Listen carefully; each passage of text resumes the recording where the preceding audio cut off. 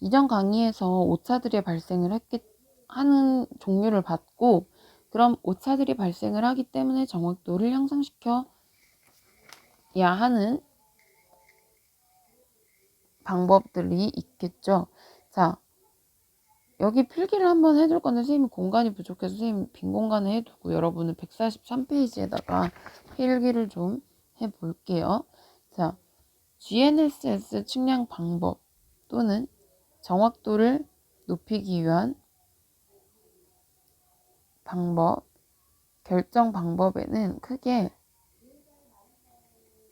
두 가지로 나뉩니다. 절대 관측 방법과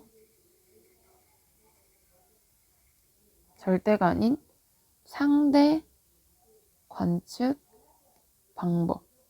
자, 절대 관측 방법은 절대적이라고 해서 수신기가 한 개예요. 근데 얘는 수신기가 2대 이상입니다. 수신기를 2대 이상으로 바꾼 거는 한 대만 정보를 받으면 정확하지 않을 수도 있기 때문에 2대 이상의 수신기를 설치를 하는데, 자, 설치를 했을 때 또 다시 두 가지로 나뉩니다. 후처리 방법과 실시간 처리. 자, 2대의 수신기가 위성에서 정보를 이렇게 받아도 얘가 받은 거랑 얘가 받은 거 사이에서 차이가 발생을 할 수가 있겠죠. 그래서 차이를 없애주기 위해서 보정값을 보내서 보정을 하는데, 자, 그 보정을 조금 나중에 하느냐 아니면 실시간으로 바로 처리하느냐에 따라서 후처리와 실시간으로 나뉘고, 후처리는 다시 처리하는 방법의 정지 그리고 신속 정지 측량이 있고, 말 그대로 정지는 가만히 있는다. 그리고 이동 측량이 있습니다. 자, 실시간 처리 방법에는 세 가지, DGPS, RTK, 네트워크 RTK 이렇게 종류를 좀 구분을 해 두세요. 그럼 마지막으로 DGPS에는 G바스와 S바스 이렇게 나뉩니다. 자, 그럼 한번 책으로 돌아가서 보면, 자, GNSS 측량 방법에 크게 두 가지가 있다 했습니다. 측량을 할 때 수신기가 한 대인, 그렇게 해서 위치를 구하는 단독 측량, 얘가 절대 측량이고, 한 대가 아니라 수신기가 2대 이상이 동시에 관측을 행해서 정확도가 더 높아지는 상대 측량으로 이렇게 크게 두 가지로 나눌 수 있다. 자, 절대 측량은 단독 측량이라고도 했는데 수신기가 몇 개다? 한 대. 이렇게 수신기 한 대로 각각 위성에서 수신을 받습니다. 그러면 수신기가 한 개이기 때문에 계략적인 위치를 구하는 방법으로 얘는 가장 단순한 위치 결정 방법이에요. 자, 수신기 한 대에서 최소 4대 이상의, 이건 앞에서도 했죠. 4대 이상이 필요하다 했고 4대 이상에서 신호를 받는다. 자, 그러면 상대 측량에 비해서는 정확도가 낮지만 정확도를 높이기 위한 방법이 있어요. 자, 평소에는 보통 주파수를 하나만 받아. 근데 우리가 주파수 배울 때 L1 밴드, L2, L5 이렇게 3개 배웠죠. 한 개의 주파를 받을 때는 L1 밴드를 받는데 L1 밴드 안에 들어있는 코드는 CA, 그리고 L2에 P 코드가 들어있다 했습니다. 자, 그럼 L1 밴드를 수신을 하면 보통 CA 코드를 이용하는 거기 때문에 얘는 이때 정밀도는 10m 정도 차이가 난대. 이걸로 내비게이션을 이용하게 되면 거리가 10m 정도, 실제하고 10m 정도 차이가 난대요. 자, 근데 그거를 더 정확도를 높이고 싶으면 이제는 주파를 2개를 보내는데 L1과 L2 밴드를 보낸다고 합니다. L2에 P코드가 있죠. 그러면 정확도가 더 높아져서 오차가 3m로 줄어들게 돼요. 자, 근데 이것보다 더 높이고 싶다라고 하면은 IGS라는 기계를 이용해서 위성의 궤도 정보랑 위성 시계 안에 들어있는 보정 정보를 이용해서 오차를 더 조정을 해주면, 이걸 이용해서 오차를 조정을 해주면 절대 측량의 경우에서도 오차가 센티미터 이내로 더 확 줄어들게 됩니다. 그래서 이걸 다른 말로 얘는 이렇게 오차가 센티미터 이내로 줄어들게 되면 단독 측량은 단독 측량인데 정밀 단독 측량이라고 부르고 얘는 PPP라고 이렇게 합니다.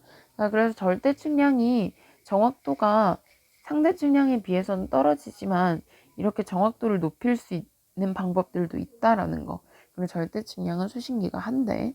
자, 그러면 상대 측량은 이렇게 수신기가 2대 또는 2대 이상이 되는데, 자, 한 대는 무조건 기준점에 세웁니다. 자, 기준점이라는 것은 항상 측량에서 얘기했지만 좌표값을 알고 있어요. 얘는 여기 위치를 알고 있는 기준점. 그럼 얘는 좌표를 알고 있는 기준점이기 때문에 이 수신기는 이동하지 않고 계속 여기에 고정되어 있습니다. 그러니까 고정국 기준점에 세운 수신기 한 대와 그리고 나머지 하나는 측점을 이렇게 돌아다니면서 여기에 세웠다가 여기에 세웠다가 여기에 세웠다가 이런 식으로 이동하기 때문에 이동국이라고 부르고, 얘는 위치를 모르는 지점으로 미지점, 그러니까 미지점에 이동국 GPS를 세웁니다. 축구선수 이동국 말고. 그래서 2대 이상인데 하나는 무조건 기준점, 위치를 알고 있는 기준점에 수신기를 세우면 그게 기준국이 되고, 위치를 모르는 미지점에 수신기를 세우면 이동국이 되겠습니다. 자, 그래서 이렇게 기준점과 미지점에 각각 세워서 GPS 마찬가지로 4대 이상으로부터 신호를 동시에 수신하지만 얘가 받은 거랑 얘가 받은 게 차이가 발생할 수 있겠죠. 그래서 여기서 보정 정보를 이렇게 보내줘요. 야, 그렇게 하는 거 아니야. 예를 들면 이렇게 이걸 보정해봐. 그래서 보정값을 보내주면 이 이동국이 그 보정값을 받아서 오차를 조정해줘요. 그러면 정확도가 어떻게 되냐? 정확도가 높아지겠죠.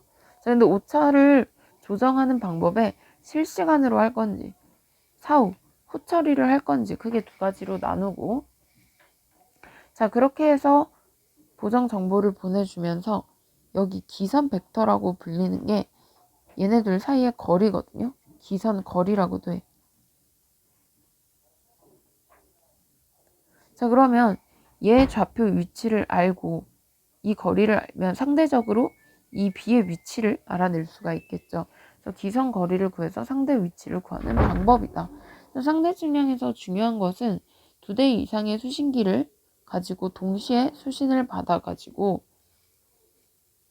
보정값을 이용해 오차를 조정해서 정확도를 높여주는 방법이 상대 측량이 되겠습니다. 자, 그럼 상대 측량에도 크게 종류가 이렇게 나뉜다 했지. 앞에 잠깐 필기해두라고 했는데 상대 측량에서 처리하는 방법에 따라서 후 처리가 있고 실시간 처리가 있다고 했어요. 자, 후 처리에는 또 다시 정지, 이동, 신속 정지 이렇게 있었고, 실시간 처리에는 DGPS, RTK, 그리고 네트워크 RTK 이렇게 있다. 그러면 여기서 이제 상대 측량의 종류 이런 거 하나씩 살펴볼 건데, 우리 책에 순서대로 나오면 좋은데 순서대로 나와 있지가 않아요. 자, 먼저 첫 번째 144페이지 상대 측량 방법 중에 하나 DGPS 나왔죠. 얘는 뭐에 해당한다 했어? 실시간에 해당하는 거죠. 그래서 DGPS는 실시간 처리 방법인데, 자, 먼저 DGPS가 뭔지 정의부터 볼게요. 자, 이 DGPS는 D가 디프런티얼의 약자고 GPS는 우리가 계속해서 보고 있는 그 GPS라고 생각하면 돼요. 자, 그러니까 상대 측량이 아닌 절대 측량을 그냥 GPS라고 부르면 상대 측량은 DGPS라고 이렇게 쉽게 생각을 하면 돼요. 자, 절대 측량은 수신기가 몇 개야? 수신기가 1개죠. 근데 상대 측량은 수신기가 2개다 보니까 얘네들 사이에서 차이가 발생을 할 수밖에 없어요. 그래서 얘네들의 차이를 비교해서 오차를 없애준다. 그래서 DGPS는 여러분 이해하기 쉽게 생각을 하면 디퍼런티얼이 차분은 차이라고 생각을 하면 되고, DGPS 정의를 굳이 알고 싶다. 자, 그럼 DGPS는 수신기 두 개 사이의 차이를 비교해 오차를 조정해서 정확도를 높여주는 방법이 되겠죠. 자, 여기 DGPS가 실시간으로 처리하는 거라고 했고, 보면 이동국에서 측량을 했는데 오차가 생겨. 그래서 기준국에서 보정값을 이동국으로 보내준다. 그러면 이 이동국에 있는 GPS가 보정값을 받아서 바로바로 실시간으로 처리를 하면 정확도가 높아지겠죠. 자, 그럼 이렇게 기준국에서 이동국으로 보정값을 보낼 때 보정값을 보내는 방식에 따라서 크게 두 가지로 나뉩니다. G바스 방식으로 보낼 거냐, S바스 방식으로 보낼 거냐. 자, 여기 보세요. 보정값을 동시에 관측한 기준국으로부터 보정값을 구해서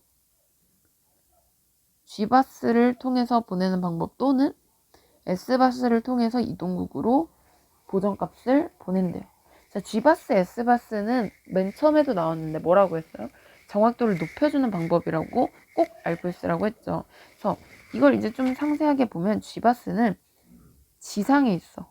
그러니까 얘가 여기서 이렇게 바로 보내는 게 아니라 G바스가 설치된 송신소가 있어서 이 기준국에서 보정값은 이거야 라고 알려주면 얘가 이동국으로 보정값을 보내주는 방법이 있고, S바스는 정지위성이라고 해서 이건 지상 땅이 아니라 이제 우주의 인공위성인데 움직이지 않는 정지된 위성에다가 기준국이 보정값을 보내주면 이제 이동국으로 보정값을 보내주는 방식이 있습니다.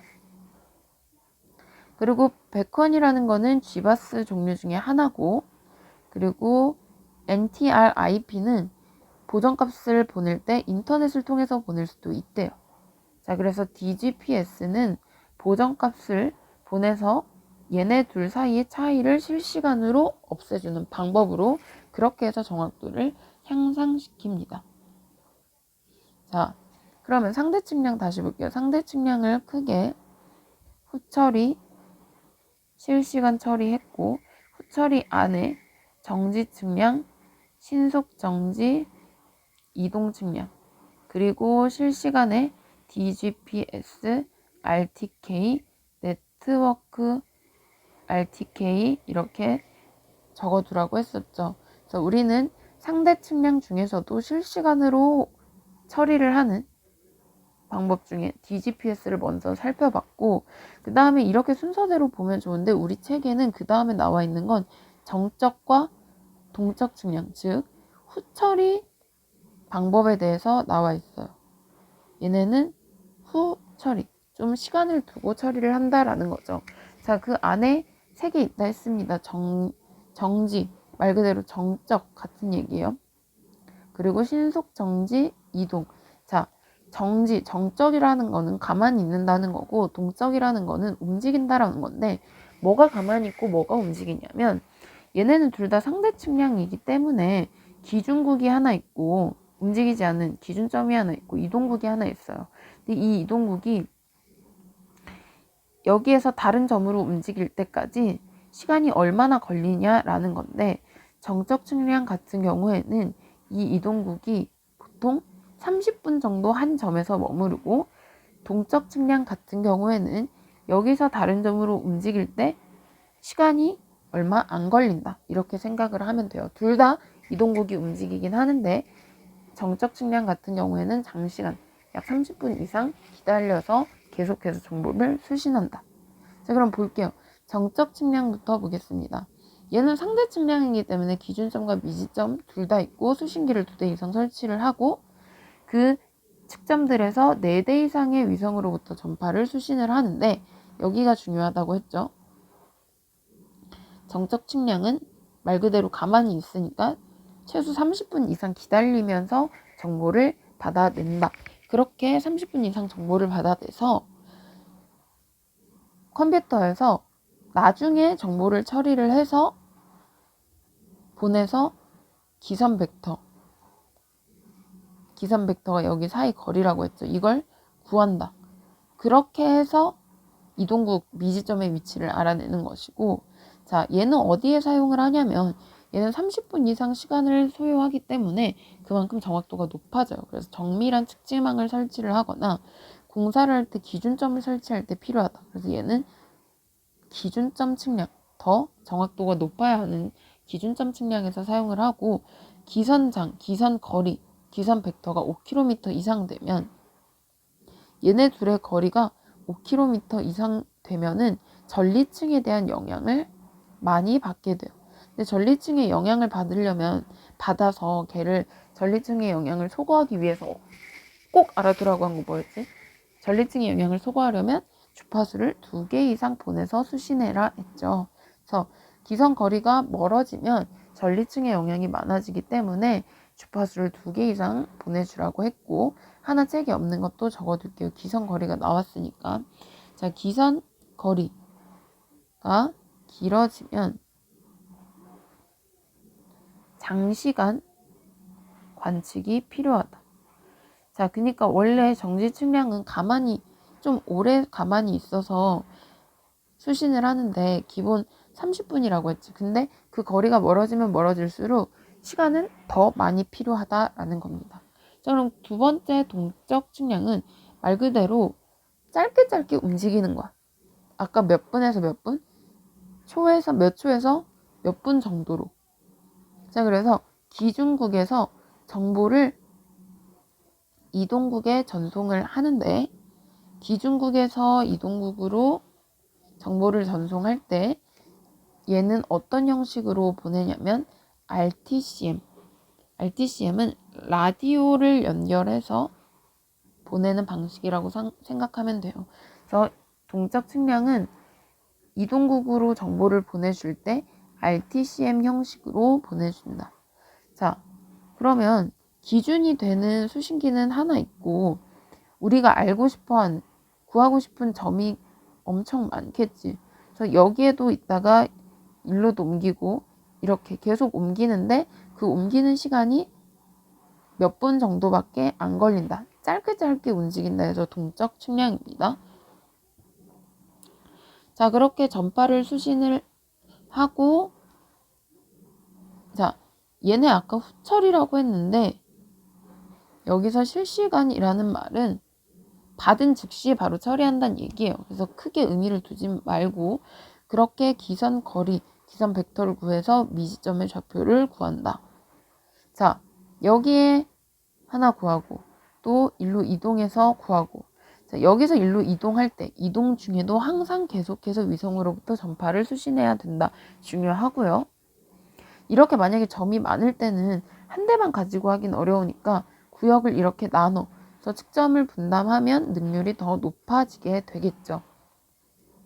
자, 그리고 여기에서 다시 상대 측량을 후처리랑 실시간으로 나눈다 했고, 후처리에 방금 배운 정적, 이동, 그리고 신속 정지가 있는데 얘는 크게 몰라도 됩니다. 일단은. 그리고 실시간에 DGPS랑 RTK 그리고 네트워크 RTK가 있죠.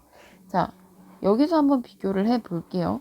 이동 측량에, 그러니까 동적 측량이 이동 측량이야. 여기서 K가 키네매틱, 그리고 RTK의 K도 키네매틱인데 RT는 뭐냐면 리얼타임 키네매틱. 그러니까 원래 얘네는 후처리 방식이라고 했지. 그래서 기준점에서 이동국으로 정보를 보낼 때 시간이 좀 있어요. 근데 실시간으로 계속 보내서 처리를 하게 되면은 그게 바로 리얼타임 키네매틱에서 RTK가 되는 거야. 그러니까 RTK랑 이동 측량이 다른 게 아니라 비슷한 건데 얘는 다만 보정 정보를 좀 시간이 있다가 후 처리를 하는 거고 RTK는 똑같은 방식인데 실시간으로 처리를 한다고 해서 동적 측량을 RTK라고도 부른다고 했는데 여러분이 공부할 때 선생님 얘랑 다른 거 아니에요 라고 할 수 있겠지만 사실상 그럼 동적 측량 안에는 이동 측량과 RTK가 들어가는 거겠죠.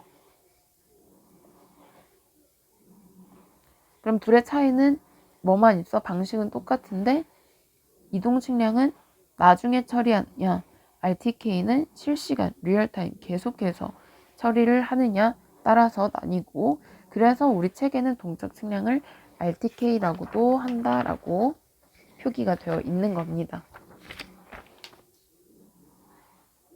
자, 그럼 선생님 얘랑 방식의 차이가 없는데 이걸 사용하는 이유는 뭐예요?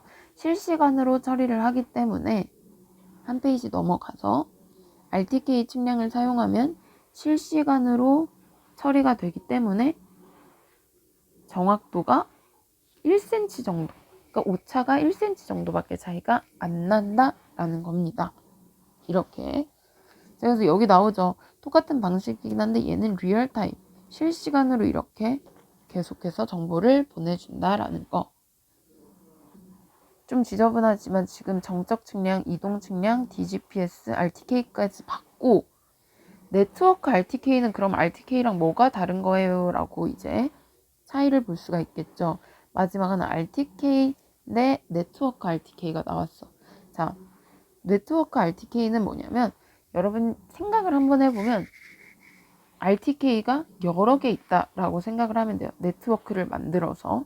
자, RTK 측량이 기준국이 하나밖에 없어. 자, RTK와 네트워크 RTK의 차이는 아까 RTK 방식에서 기준국이 한 개라고 했죠. 근데 한 개의 기준국만 사용해서 하다 보니까 사실 이거 기계들을 설치할 때 비용이 엄청 비싸거든. 그래서 이제는 나라에서, 민간에서 한 게 아니라 나라에서 아예 기준국이 되는 지점들을 다 세워줬어. 그래서 이런 식으로 보면 지역마다 이렇게 기준국이 다 있어서 이걸 나라에서 설치를 해가지고 기준국이 한 개가 아니라 기준국이 여러 개가 된 거예요. 그래서 이것들이 다 망처럼 연결되어 있다 해서 RTK가 여러 개의 망이 됐다 해서 네트워크 RTK예요. 자, 그래서 네트워크 RTK는 상시 관측망 활용한다. 그러니까 기준국이 여러 개가 되는 거고 이 네트워크 RTK 방법 안에는 VRS, FKP, MAC 이렇게 세 가지 방법이 있습니다. 자, 근데 이 각각 방법의 특징은 뒤에 가서 보고 일단 네트워크 RTK 방식을 어떻게 하는지를 한번 볼게요. 자, 그림 3-68 이걸로 볼게. 이거 순서 물어보는 게 2020년 기출에 나왔었어요. 자, 여기 얘네가 다 뭐냐면 얘네는 기준국이에요. 그러니까 기준국이 한 개가 아니라 여기도 있고 기준이 되는 점이 여기. 그럼 얘는 다 위치를 안다 모른다? 알고 있는 거고 지금 사람이 서 있는 사용자라고도 하고 얘가 움직이는 이동국 그리고 미지점이 되겠습니다. 위치를 모르죠. 그래서 얘의 위치를 구하고 싶은 거야. 자, 그러면 기준국에서 이동국으로 정보를 보내가지고 수신을 해서 오차를 보정해 준다고 했는데 이렇게 기준국이 여러 개다 보니까 바로 안 보내고 이 기준국들을 다 제어하는 중앙 제어국이 있어요. 그러니까 여기서 각각 관리를 하는 게 아니라 이 기준국들을 다 관리하는 중앙 센서 제어국이 있다라는 거야. 자, 그러면 우리가 여기의 위치를 알고 싶을 때 위성에서 기준국에도 수신을 보내고 이렇게 이동국에도 전파를 보내겠죠. 첫 번째는 기준국은 위치를 알고 있다. 얘가 GPS에서 데이터를 받아서 여기서 이렇게 데이터를 받아가지고 중앙 제어국으로 먼저 보내요. 제어국으로 보내면서 내가 1번 위성의 위치를 받았더니 이렇대 라고 이렇게 중앙 제어국으로 보내. 그럼 여기서 제어국이 기준국의 데이터를 수집해가지고 그러면 무엇을 보정하면 되겠다. 보정값을 여기서 생성합니다. 그럼 이제 이 보정값을 이동국으로 보내야 되는데 바로 보내는 게 아니라 여기 이동국의 위치가 어느 지점에 있는지를 알아야 되잖아. 그래서 사용자가 중앙 제어국으로 나 어디 있어? 현재 위치를 알려줘요. 그러면 현재 위치를 알려주면 중앙 제어국이 사용자에게 보정값을 보내줘서 그 보정값을 가지고 오차를 조정해서 정밀하게 좌표를 획득한다라는 겁니다. 그러니까 기준국이 여러 개고 그걸 제어하는 중앙 제어국이 하나 있으면서 기준국이 바로 이동국에게 보정값을 보내주는 게 아니라 먼저 제어국에게 보내준 다음에 이동국으로 보내주는 방식이 네트워크 RTK의 큰 흐름 방식이 되겠어요. 그래서 얘는 기준국 주변에만 있으면 사용할 수 있는데 이렇게 망이 여러 개가 있기 때문에 얘는 기준국 주위에 100km 정도까지 있으면 구할 수 있대. 그러니까 만약에 수원에서 100km면 부산까지 100km가 되나? 부산은 아닌 것 같은데 아무튼 수원에 기준국이 있어도 충청도에서도 위치를 알아낼 수 있다는 거. 그래서 얘는 100km 범위에 있는 것까지 할 수가 있고 정확도는 마찬가지로 1cm, 오차 정도밖에 차이가 나지 않는다. 그래서 우리나라에서 전국에 분포한 GNSS 상시 관측소 기준국이 46개 정도 있고 1초 간격으로 계속해서 자료를 받는데요. 이게 바로 네트워크 RTK의 방법입니다. 자, 그럼 네트워크 RTK 방법 안에 VRS, FKP, MAC 이런 식으로 또 세 가지로 나뉜다고 했죠. 자, 그럼 먼저 VRS부터 볼게요. VRS는 가상 기준점 측량 시스템이라고 해서 얘가 먼저 나온 건데, 자, 얘는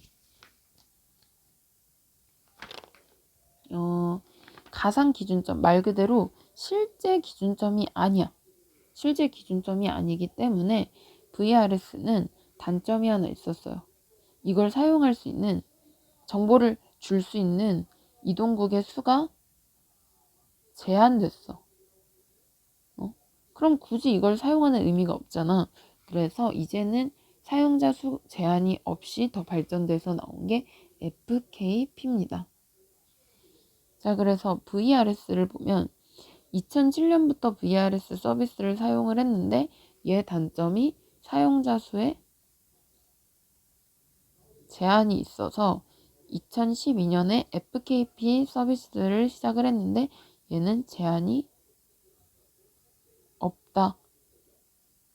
그리고 또 차이가 VRS 방법은 자, 아까 선생님 네트워크 RTK 방식 꼭 알아두라고 했던 것 중에 자, 보정값을 이렇게 보내주려면 내가 지금 현재 어디 있는지 이동국이 자기의 위치를 알려줘야 된다라고 했죠. 이렇게 사용자가 여기 중앙제어국에 자신의 위치를 송신을 해줘야 돼. 그래서 이동국도 자신의 위치를 알려주고 보정값을 이렇게 서로 보내는 방식으로 VRS는 양방향 통신이 필수적이었어.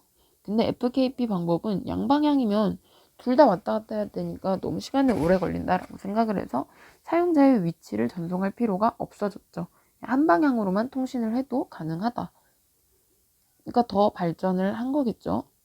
자, 그래서 VRS랑 FKP의 차이도 알아두고 그럼 엄밀히 따지면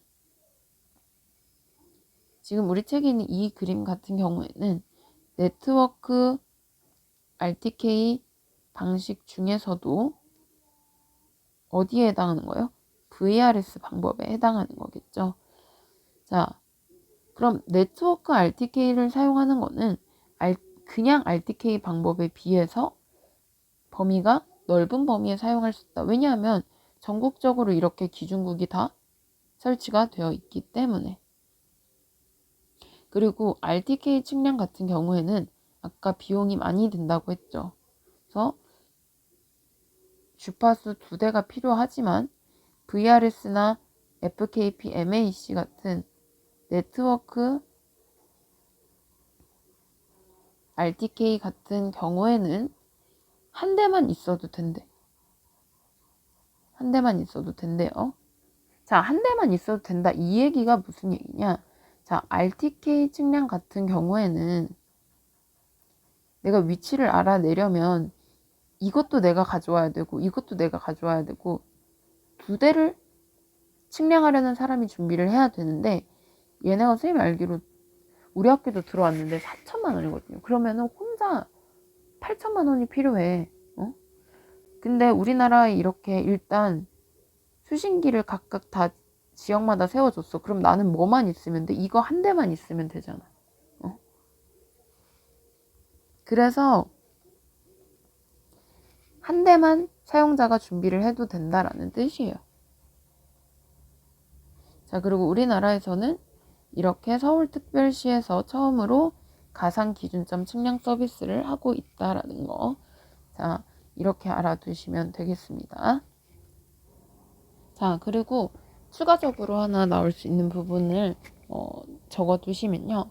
자, 정적 측량이 아까 기준점 측량에 이용을 한다고 했었고 얘는 더 정밀하다.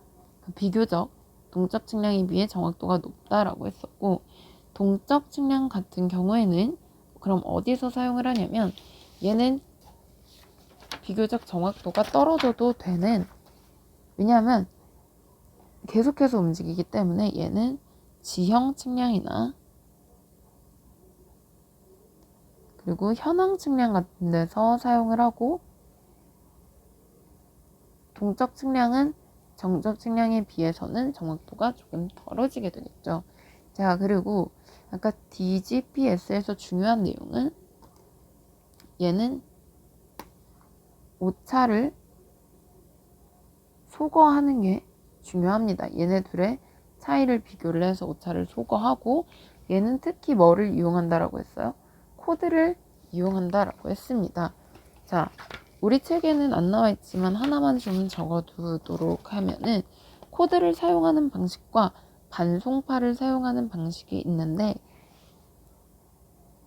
코드 사용하는 방식과 반송파를 사용하는 방식의 차이 중에서 정확도는 코드 방식이 더 정확도가 높다라는 거, 그거 하나만 더 적어주시기 바랍니다.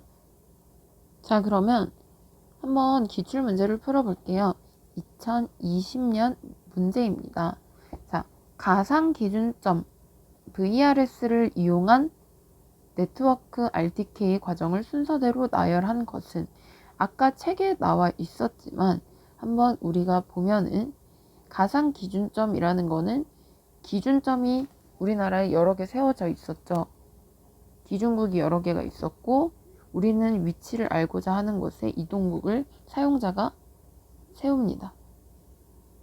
자, 그리고 이 기준점들을 다 관리하는 중앙 제어국이 있었어요. 자, 그러면 어떻게 알았느냐? 위성으로부터 기준국이 데이터를 수신을 한다 했죠. 첫 번째. 그러면 바로 보정값을 보내는 게 아니라 그 데이터에 대해서 일단 중앙으로 한번 보내요. 그럼 중앙에서 보정값을 생성합니다.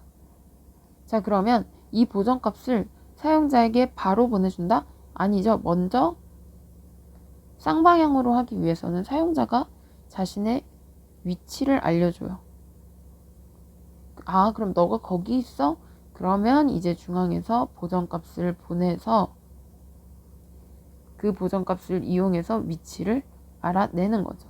자, 이런 흐름이에요. 그럼 첫 번째 보면 먼저 기준국이 위성에서 데이터를 받는다. 기준국이 GPS에서 데이터를 수신한다. 그래서 어디로 보낸다? 제어국으로 보낸다. 이게 첫 번째.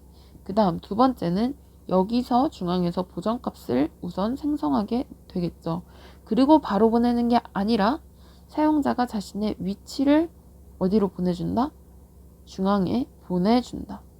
그리고 그 보정값을 제어국이 전송을 해서 정밀하게 좌표를 획득한다. 그래서 답은 3번이 됩니다.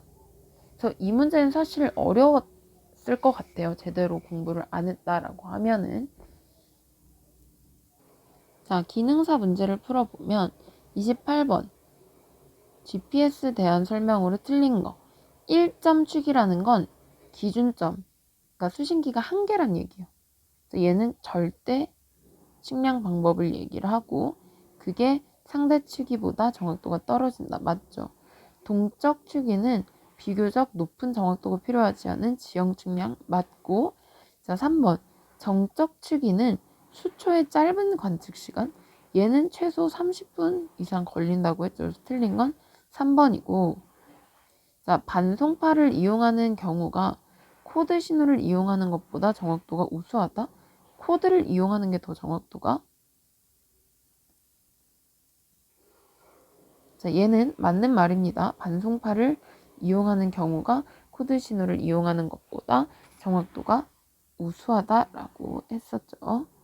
자, 그 다음에 위치 오차를 줄이는 기술로 기지점의 좌표를 이용해서 최대한 오차를 소거시켜가지고 관측하고자 하는 점의 정확도를 높이기 위한 방법은 DGPS라고 했습니다.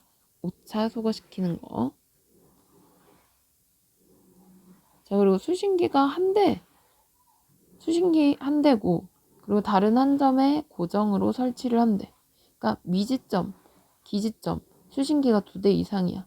그럼 일단 상대 측량인데 한 점에 오랫동안 고정하는 건 정적 측량이 되겠습니다. 자, 선생님이 실수로 하나 잘못 알려준 내용이 있는 것 같아서 수정을 하면, 아까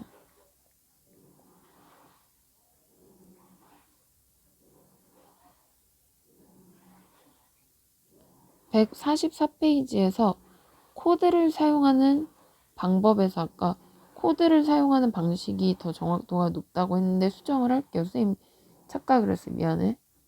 반송파를 이용하는 방식이 더 정확도가 높다라고 체크 다시 해둘게요. 자, 그래서 이렇게 해서 했는데 일단은 우리 책에 나오는 방법이 이렇게 구분이 조금 어려워서 쌤은 먼저 여러분이 이렇게 표를 정리를 해서 하면 좋을 것 같아.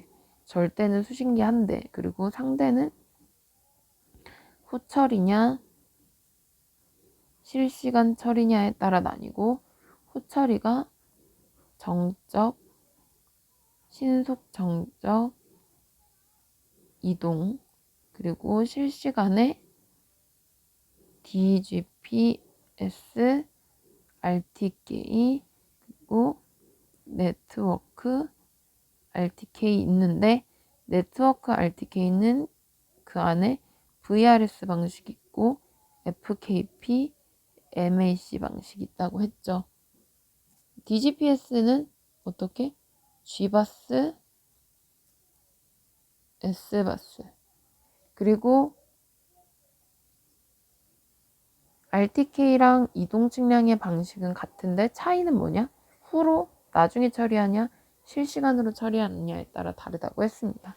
자, 여러분 이 부분은 조금 헷갈리는 부분이 많고 한번 이해를 잘 해놔야 하는 부분이 많기 때문에 꼭 꼼꼼하게 공부를 해보시기 바랍니다.